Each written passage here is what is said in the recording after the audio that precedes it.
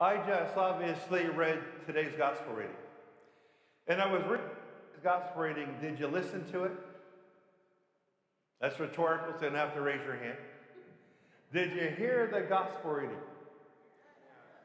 And if you listened to it and you heard it, you had to be asking yourself the question, if I, as a Christian, Catholic or Protestant, that point doesn't matter, but as a Christian, do I have to follow each suggestion that that gospel reading mentions? And the short answer is, yes, you definitely have to. But that's a tall order. Now, that gospel reading reminds me of something that happened some years ago. At the Army School in Lancaster County. It was October 2nd, 2006. And at that school, this gunman by the name of Carl Roberts, he entered the school, West Nichols Mine School in Lancaster County. He lined up 10 students and took the lives of 5. Now, it's in that tragedy that it takes an incredible gospel twist. Because the Amish families, and after he took those 5 lives of the 5, he would take his own life. And what I found amazing when I was reading that story, and I read that story every so often because to me, it's just unbelievable, that the Amish families who lost a loved one at that school, they literally went to visit his wife, who was now a new widow, to console her on the same day he took the lives of his children. And a couple of days later, the Amish families, 30 Amish families, not 30, just 30 Amish, but 30 Amish families, that would be a large number, because they have large families.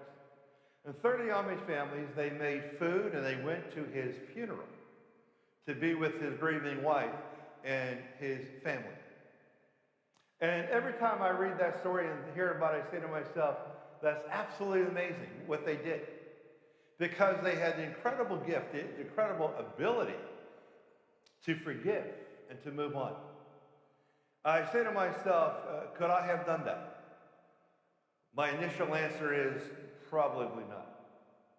Should I have done that if something, that tragedy would happen to me? Well, the gospel reading says you must, you should. But can we?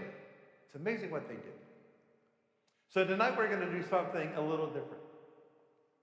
Tonight's gospel reading comes out of the 5th chapter of Matthew, verses 38 to 48 inclusive.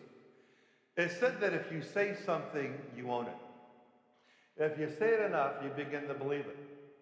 Now, the words of the gospel are so powerful that we're going to say those words together. And I just want you to listen to those words, what each verse says, because it's absolutely powerful. Now, this is what Jesus wants us to do. And I'm not sure, and I shouldn't say this is true for you. I'm not sure for myself. I sure don't want to protract my feelings onto you, but I'm not sure if I could have did what those Amish families did. And I'm not too sure if I can live every tenet, suggestion in this gospel reading, although that's what Jesus wants us to do. So let's take a look. Let's read it together.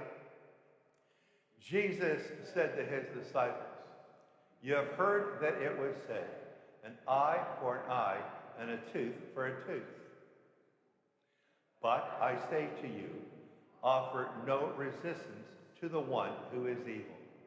When someone strikes you on your right cheek, turn the other one as well. If anyone wants to go to law over your tunic and over your cloak as well. Should anyone press you into service for 1 mile, go for 2 miles. Give to the one who asks of you, and do not turn your back on the one who wants to borrow. You have heard, you shall love your neighbor and hate your enemy. But I say to you, love your enemies and pray for those who persecute you, that you may be children of your heavenly Father. For he makes his sun rise on the bad and the good, and causes the rain to fall on the just and the unjust. For if you love those who love you, what recompense will you have? Do not the tax collectors do the same? And if you greet your brothers only, what is unusual about that? Do not the pagans do the same? So be perfect, just as your heavenly Father is perfect."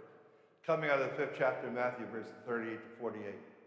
That is powerful, isn't it? As you read it and you said each one of those incredible verses in those 10 verses of the 5th chapter of Matthew, you say to yourself, oh, that is powerful. I mean, someone slaps you on the right cheek, I'm going to duck, and I might swing.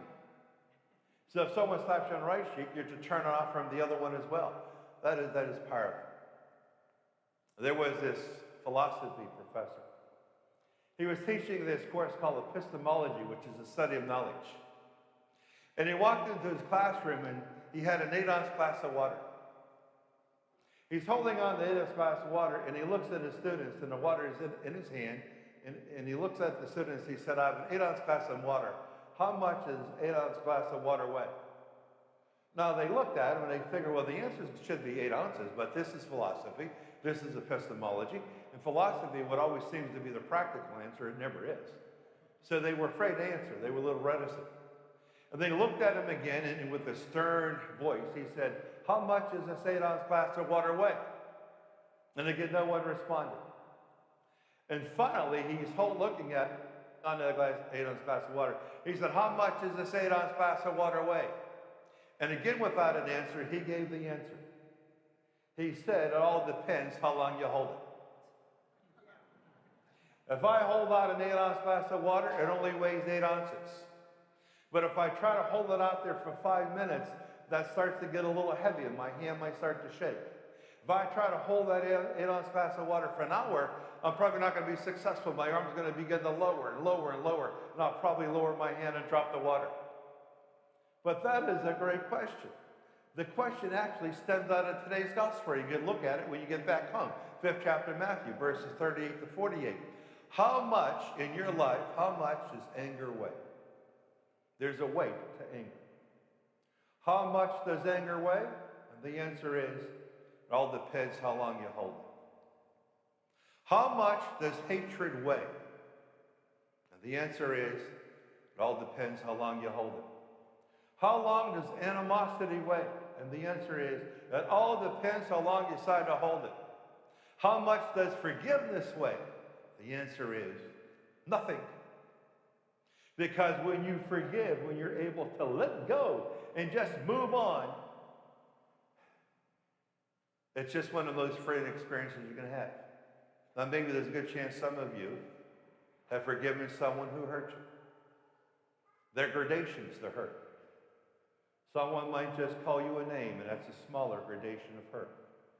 Someone might take the life of your loved one, and that almost becomes impossible to forgive. But that becomes a challenge. And you think about your own life and stuff that's happened in your life. You think about those people who have hurt you. Those people have hurt a family member. And usually what happens is this. It is easy for you to forgive someone, a little easier to do that than to forgive someone who hurt someone you love. When someone hurt your son or daughter, or someone hurt your family member, their family member might be able to forgive, but you can't, because you want to be the protector. But if you have the ability to forgive, that is liberating. That's a source of freedom. Because when you can't forgive, and you might know some people in your life, no matter what they've gone through, but they haven't been able to forgive.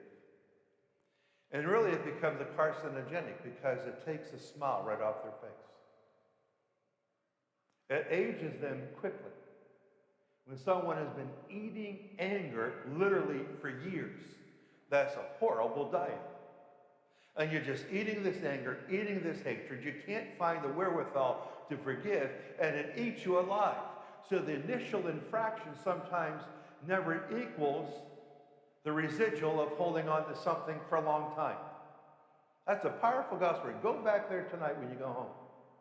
5th chapter of Matthew, 38 to 48.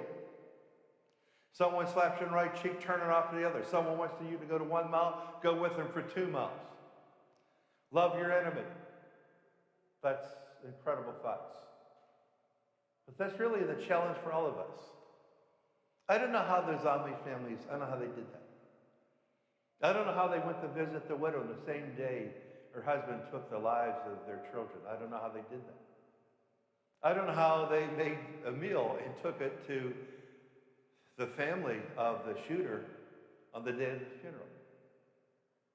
But that was really an incredible gesture on their part. Somehow they found the wherewithal to forgive and let go. Because you can't do that. What is the result of not being able to forgive and let go? It's protraction and retaliation. And you sit back in your life and you say to yourself, how can I get back? How can I hurt them as much as they hurt me? And typically what happens? No good ever comes out of that. No good at all. So I leave you with that question. Just something for you to think about. How much does hatred weigh? All depends how long you hold it. How much does anger weigh? All depends how long you hold it. How much does animosity weigh? It depends how long you hold it. And how much does forgiveness weigh? It weighs absolutely, when offered, it weighs absolutely nothing.